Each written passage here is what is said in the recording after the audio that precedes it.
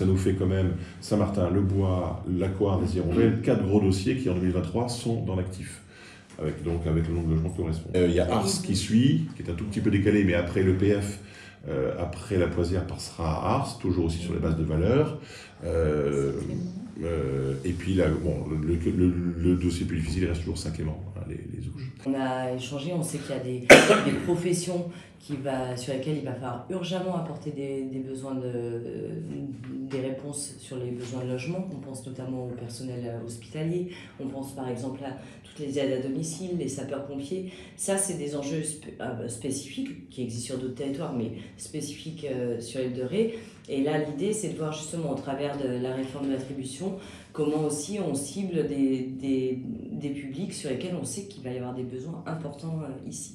Ce qu'on souhaite faire sur le premier semestre 2023, c'est rapprocher tout ce qui existe déjà en matière d'aide et d'incitation pour les propriétaires privés, de rapprocher ces aides sur le territoire de l'île de Ré. Concrètement, ça va être de partir sur ce qui existe en matière de garantie de loyer, de caution locative, et puis il y a un certain nombre de dispositifs qui permettent des déductions, des abattements fiscaux un peu plus intéressants sur les revenus locatifs.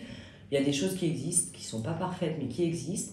Pour des propriétaires qui se posent la question et qui ont envie de s'interroger sur une location à l'année, on a quand même un peu de quoi les accompagner. Dans le même temps, un travail sur un moyen terme, c'est réfléchir ensemble aux outils qui existent en matière de régulation de meublés de tourisme.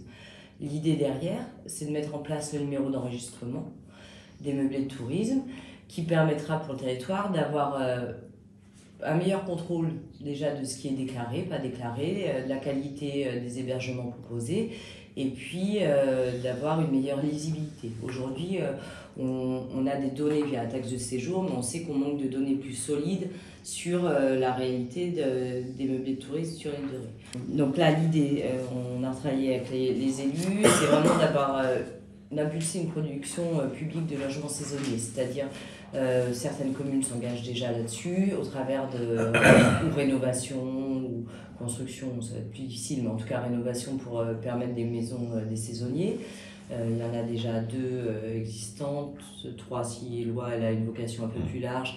Il y en a une en projet aussi sur l'Aquare. Là aussi, ça c'est un volet plus transversal à l'ensemble de ces 3 sujets. C'est la mise en place d'un PLH, Programme local de l'habitat. C'est un document qui est à la fois un document de diagnostic mais aussi de programmation stratégique. C'est-à-dire que c'est un document qui va permettre dans un premier temps de disposer d'un diagnostic vraiment complet en matière de logement, d'hébergement sur le territoire. Car malgré les données qu'on a qui sont quand même assez intéressantes, on sait qu'on a des choses encore manquantes, par exemple en termes d'observation des loyers, des choses comme ça. Donc l'idée c'est de se doter d'un diagnostic fort qui nous permette ensuite vraiment de refixer des orientations et un plan d'action.